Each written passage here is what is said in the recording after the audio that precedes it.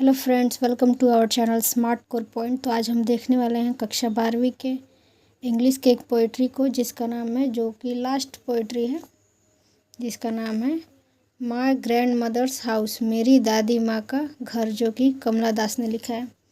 तो मैंने इसका राइटर इंट्रोडक्शन वाला वीडियो बना दिया है और आज हम इसका देखेंगे, इसका अर्थ, इसकी कविता का। तो चलिए देखते हैं। माय ग्रैंड मदर हाउस, यानी लेखक कमला दास जो है वो उनकी दादी की मृत्यु हो जाती है और उन्होंने इसमें अपने बारे में लिखा है कि उनको कैसे अपने दादी के घर पर प्यार मिलता था, वो वहाँ पर रहती थी तो उन्हें अच्छा लगता था। तो उन्होंने अपनी दादी या फिर दादी के घर के बारे में इसमें चर्चा की है। तो चलिए हम देखते हैं। देयर इज़ अ हाउस, एक घर था, नाउ अब फॉर अवे, अब वो बहुत दूर है। एक घर था और वह घर इनकी दादी माँ का था और वो अब बहुत दूर है। Where once I received love, जहाँ पर कभी इन्हें यानी कमला दास को उनकी दादी के थ्रू प्यार मिला करता था, उन्हें बहुत सारा प्यार मिलता था अपने दादी के घर से, जो कि अब बहुत दूर है। दैट वुमेन डाइड, और वो औरत अब मर चुकी है, यानी इनकी दादी माँ मर चुकी हैं।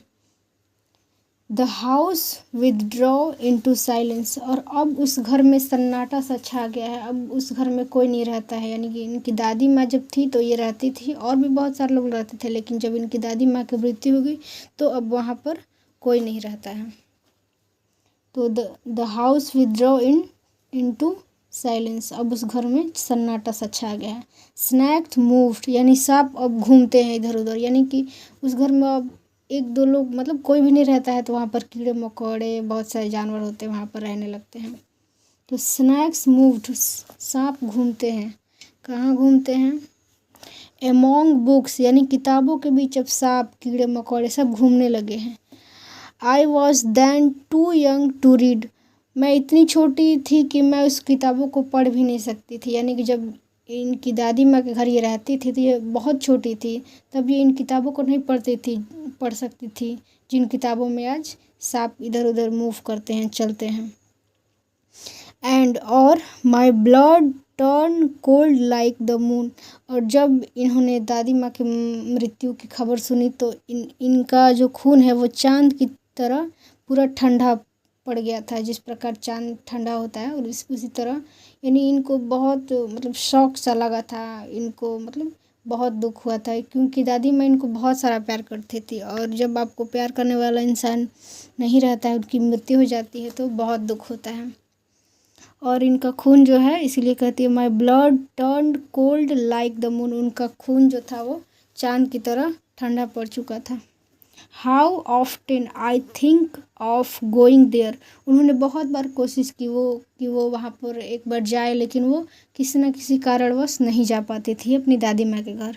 To peer through blind eyes of windows, उनकी जो खिड़कियाँ थी उनके दादी माँ के घर की, जो मतलब कोई देख नहीं सकता है, अंधा व्यक्ति देख नहीं सकता है, और उसी प्रकार जो इनकी दादी माँ के घर की खिड़कियाँ थी, जो कि अब बंद हो चुकी थी, अंदर कोई नहीं जाता था, पूरा कीड़े मकोड़े घूमते थे। तो कहती है कि उन खिड़कियों से, उन अंधी खिड़कियों से ये विंडोज़ के अंदर झांक कर एक बार उस घर को देखना चाहती थी, महसूस करना चाहती थी। Just listen to the frozen air, और उसके अंदर जो जमी हुई हवा है, जो आती जाती रहती है, उनको वो सुनना चाहती थी, महसूस करना चाहती थी।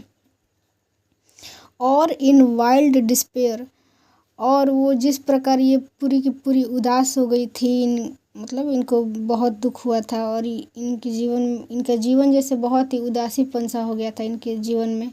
तो ये चाहती थी कि pick an armful of darkness to bring in here to lie behind my bedroom's door like a brooding dog, यानी कि pick an armful of darkness, यानी एक मुट्ठी या पूरे मतलब आर्मफुल यानी पूरा बाँह भर कर, या फिर एक मुट्ठी डार्कनेस यानी अंधेरा, वो वहाँ से लाना चाहती थी। एंड बिहाइंड माई बेडरूम, और वो उन्हें अपने बेडरूम के पीछे, मतलब बेड के पीछे रखना चाहती थी, दरवाजे के पीछे, bedrooms door, like a brooding dog, जैसे कि एक पालतू कुत्ते को रखा जाता है, या फिर जैसे कि पालतू कुत्ता हो जाए जो आपके हमेशा इर्द गिर्द रहता है, और इस प्रकार ये चाहती थी कि वो वहाँ से एक मुट्ठी उनके घर से अंधेरा लेकर आए जो कि हमेशा इनके साथ रहे। यू कैन नॉट बिलीव, तुम विश्वास नहीं करोगे, डार्लिंग यानी प्यारे, कैन यू दैट, क्या तुम विश्वास करोगे, that I lived in such a house, कि मैं इस तरह के घर में रहती थी जो बहुत ही झोपड़ी जैसा था, मतलब एक तरह से खंडहर सा था उसमें, मतलब साधन उतने नहीं थे अच्छे अच्छे, उसके बावजूद भी ये यहाँ पर रहती थी। क्यों? क्योंकि इनको घर से मतलब नहीं था, इनकी दादी माँ इन्हें बहुत प्यार करती थी। Such a house and was proud, और उन्हें इस घर में रहने पर बहुत ही गर्व महसूस होता था। एंड लव्ड, और इन्हें इस घर से बहुत प्यार मिलता था, ये इन्हें बहुत प्यार करते थे। I who have lost my way, और जो कि अब वे यहाँ से चली गई हैं, उनकी शादी हो गई है तो वो वहाँ से चली गई हैं, तो अब इनके रास्ते अलग हो गए हैं, अभी वहाँ पर नहीं जा पाती थी दादी माँ के यहाँ। एंड बेग नाउ, और अब ये भीख मांगती है एट स्ट्रेंजर्स डोर, अनजान व्यक्तियों या फिर अजनबियों के दरवाजे पर, टू रिसीव लव, प्यार के लिए अब इन्हें भीख मांगना पड़ता है कि कोई इन्हें मान सम्मान दे, प्यार करे, और वो भी अजनबियों के दरवाजे पर जाकर।